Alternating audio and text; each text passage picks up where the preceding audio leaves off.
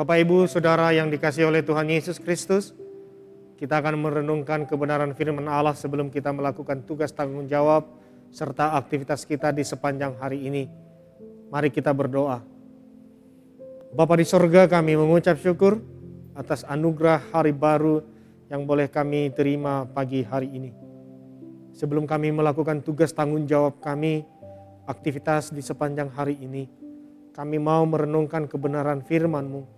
Olehnya kami memohon, bimbing kami oleh Roh Kudus-Mu, agar firman itu sungguh menjadi kekuatan, pedoman di dalam kehidupan beriman kami. Berfirmanlah ya Tuhan, kami siap untuk mendengarnya. Amin.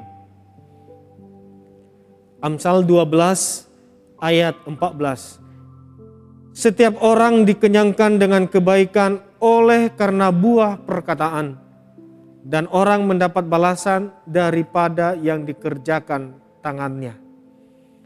Bapak, Ibu, Saudara, jemaat yang Tuhan Yesus kasihi, kita merenungkan firman ini dengan tema lidah dapat memegahkan perkara besar.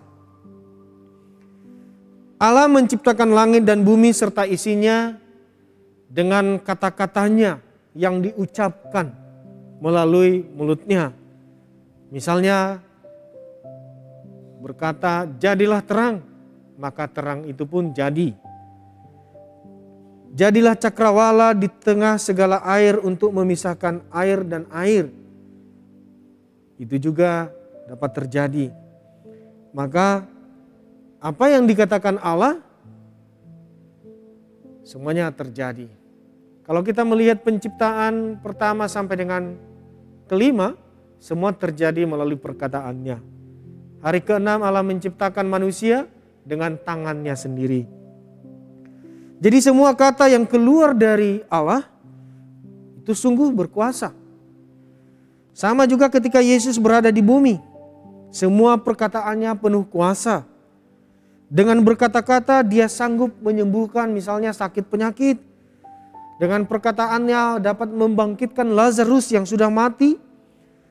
Angin ribut diredakan hanya dengan perkataannya saja. Karena kita ini diciptakan menurut gambar dan rupanya, maka setiap perkataan yang keluar dari mulut kita pun mengandung kuasa, Bapak Ibu. Apapun yang kita perkatakan akan berdampak terhadap masa depan kita. Maka marilah kita bersedia dan tidak ada jemu-jemunya atau tiada henti-hentinya. Diingatkan agar berhati-hati untuk berkata-kata.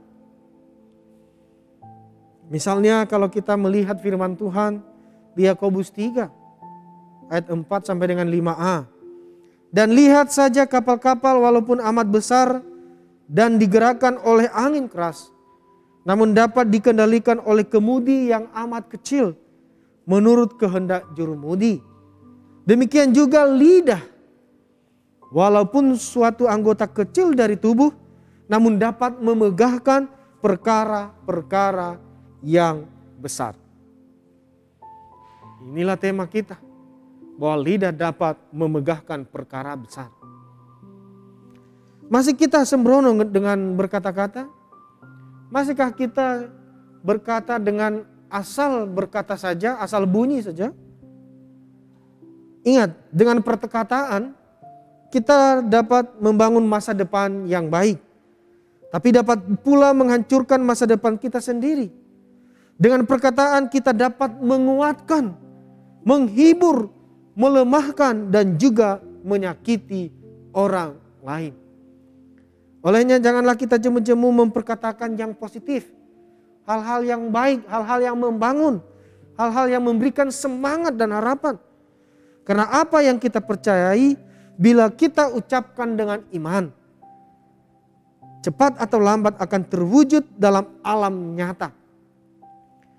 Oleh karenanya mari ucapkan janji firman Tuhan setiap hari dan berhentilah memperkatakan yang negatif. Karena perkataan kita besar kuasanya, maka apapun yang kita ucapkan harus selalu dalam pimpinan Roh Kudus dan sesuai dengan kebenaran firman Tuhan.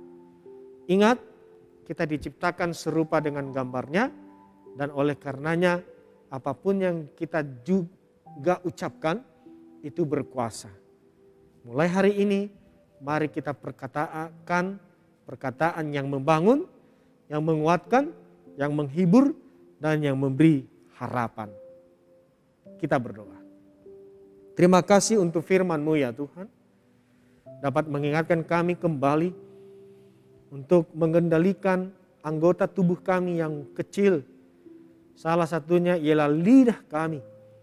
Agar dapat berkata-kata yang baik, yang membangun, yang menguatkan, yang menghibur, yang memberikan harapan.